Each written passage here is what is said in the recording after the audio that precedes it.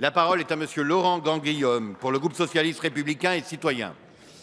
Monsieur le Président, chers collègues, ma question s'adresse à Madame la ministre du Travail, de l'Emploi, de la Formation professionnelle et du Dialogue social.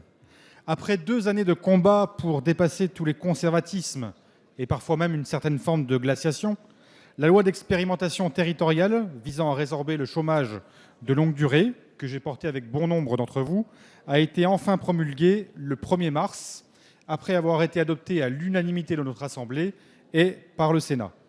Je tiens à saluer l'investissement de tous mes collègues sur tous les bancs, quels qu'ils soient, pour défendre cette belle idée née dans la société civile, avec ATD Quart Monde, puis avec le soutien d'Emmaüs France, du Secours catholique, du Pacte civique, de la FNARS et de Bleu Blanc Zèbre.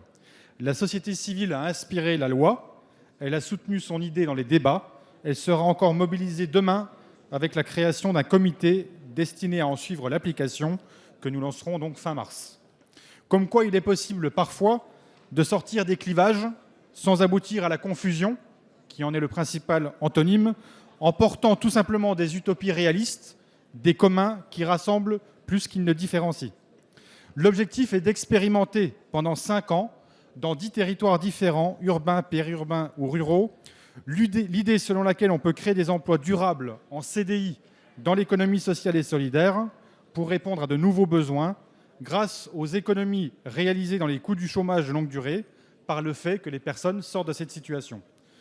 Dans nos territoires, on ne manque pas de travail, mais on manque d'emplois. Et on n'a pas tout essayé pour combattre ce chômage de longue durée. Faisons confiance aux territoires pour fédérer les énergies et tester de nouvelles solutions en raisonnant sur les coûts évités pour la société par des actions positives. Aussi, afin de mettre en œuvre rapidement cette loi, compte tenu de l'urgence sociale, Madame la Ministre, comment comptez-vous mettre en place le Fonds national qui sera chargé de mettre en place les expérimentations et à partir de quand pourrons-nous mettre en œuvre les premières expérimentations? Merci, Monsieur Grandguillaume. La parole est à Madame la ministre du Travail, de l'Emploi, de la Formation professionnelle et du Dialogue social, Madame Myriam El Khomri. Merci Monsieur le Président, Mesdames et Messieurs les députés, Monsieur le député Laurent Grandguillaume.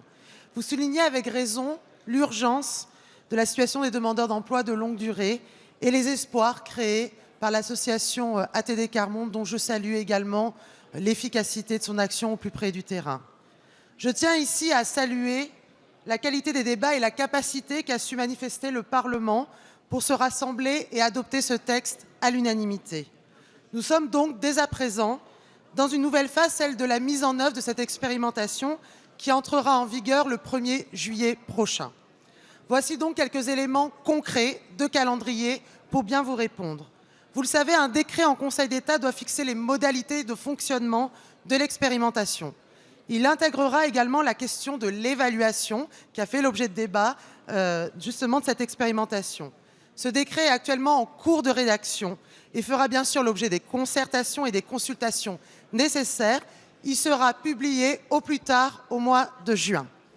De plus, l'association qui devra gérer le fonds sera rapidement créée dès le mois d'avril, avant même la publication du décret. Sa première décision sera d'élaborer le cahier des charges de l'appel à projets pour que le processus de sélection des territoires puisse s'engager dans les meilleurs délais. J'ai eu l'occasion de le souligner lors des débats parlementaires, la désignation des territoires, et je le dis devant tous les députés, puisque je sais qu'il y a beaucoup de demandes qui émergent sur les territoires, sera conduite avec équité, je m'y engage. Pour suivre cette démarche, se tiendra dans les 15 prochains jours un comité de pilotage qui permettra d'articuler efficacement les travaux des différents acteurs qui mettent en place l'expérimentation et garantira un suivi des différentes étapes. Je souhaite donc que rapidement cette expérimentation soit mise en place et que vous puissiez constater, Mesdames et Messieurs les députés, le résultat de votre belle unanimité. Merci Madame la ministre. La parole est à Madame Luce Pan.